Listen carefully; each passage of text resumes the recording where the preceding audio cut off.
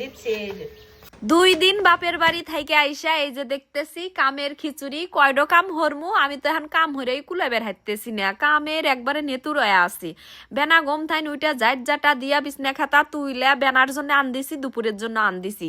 বেনা side খাসি খায়া দেয়া হইরা কয়ডো কাপড় ভিজাছি, কাপড় ভিজা হইরা মনে হইতেছে যে নারিকেলের আল্লাহ পুর আছে ফ্রিজে, তাহলে আল্লাহানি আটা খসা কয়ডো কুশুলি পিঠাই বানাই দরে বাইনা খাইবার চাই, কিন্তু খাওয়া হয় না সময়ের অভাবে। আজকে নিয়ত করছি যে কাম হরমু, হারাদিনই কাম হরমু। পরে যে কথা হেই কাম সুন্দর হইরা বানান শুরু হইলাম। এটা লগা পুলি পিঠা, আমরা কই কুশুলি পিঠা। অল্প হইরা আটা খসা নিছি, জিথানি আমার নারিকেলের পুর হিথানি পরিমাণ অনুযায়ী আটা খসা নিছি। বেশি হলে বড় জোর 20 থেকে 25 পিঠা হবো। আর এই 20-25 পিঠা বানাতে আমার বড় জোর বাঁচতে আর বানাইতে 1 ঘন্টা লাগবো। নিলাম সাহস করে, কিন্তু দুঃখের বিষয় যে এই যে পিঠা বানামু আমার বেটা একটো পিঠাও মুহে দিব না। এই যে নারিকেলের পুরের বদলে যদি গোস্ত দিলাম আনি এর মধ্যে ভরে ভরে, তাহলে আমার বেটা ঠিকই খাইলেনি। কারণ হে ওলোগা খালি গোস্তই উটকায়, যে ডো খাইবো হের মধ্যে খালি গোস্ত উটকায়।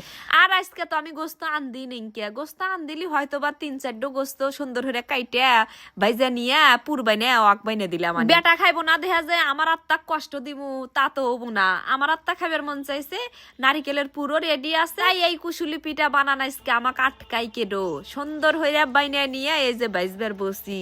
দেখেন কয়ডো পিঠা হইছে, গুনে দেখলাম যে 26টো পিঠা হইছে। আমার বেটা তো একটো পিঠাও মুহে দিব না। এই পিঠা করে আমি একলা খামু? বাপ মায়ের বাড়ি কাছে থাকলে নয় বাপ মাইক দিয়ে আসলাম আনি, কিন্তু কাছে তো আছে আমার মামাতো বোন আছে। আমার মামাতো বোনের বিটি ডো হেই পিঠা পছন্দ হারে, আর অক্সারা আমার কোনো কিছু খাইবার মন চায় না। যেডুই বানাই আমি হাতে হাতে ফোন দেই যে সল নিয়ে আল্লাহ সল খাইবে। একটা বদ অভ্যাস আছে, পিঠা চিরা গোস্ত সালুন যাই হোক আইসালের উপর থেকে নিয়ে আগে ফু পাইরা পাইরা একটো খামু, তারপরে ওলোগা বস থেকে আবার আর এক খাওয়া খামু। এই যে সুন্দর হইয়া মেলাক্ষণ বড়া গড়টর মুচ্ছি।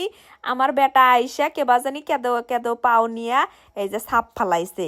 পুনরায় আবার আমার কষ্ট হইয়া মোছা নাকতেছে। সলপল কোনো সময় মায়ের কষ্ট বোঝে না। 100 বার হইয়া কানের মধ্যে হাইন্দে দেই যে এবার জানি হরস না, বাইরে থেকে সুন্দর হইয়া পাও ধুইয়া আসিস। আমার কষ্ট হয় না ঘর সাফ করতে। সলপল কোনোভাবেই বোঝে না, বুঝাইবেরও পারি না। আজকের থেকে এই কথাটা কই কোনোভাবেই হুনাবেরই পারি না। প্রত্যেক দিনই হ্যার একই কাণ্ড, ময়লালা কেদলা পাওনে ঘরের মধ্যে বাথরুমও কেদ দেয়া মেহা মুহিয়া থই। এই যে দেখেন আমি আবার এই যে কাপড় ভিজেছি, এখন কাপড় চুপড় ধুইয়া টুইয়া ডুবসান দিয়া তারপরে সে আমার শান্তি। শান্তি করলেও ভুল হবো, কনে শান্তি?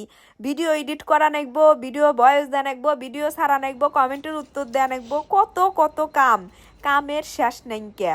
এই হলোগা জীবন, বুঝছেন? বাইসা থাকবো যতদিন ততদিন এই ব্যস্ততা থাকবই। তাহলে ভিডিও এই ভালো থাকেন সবাই, টাটা।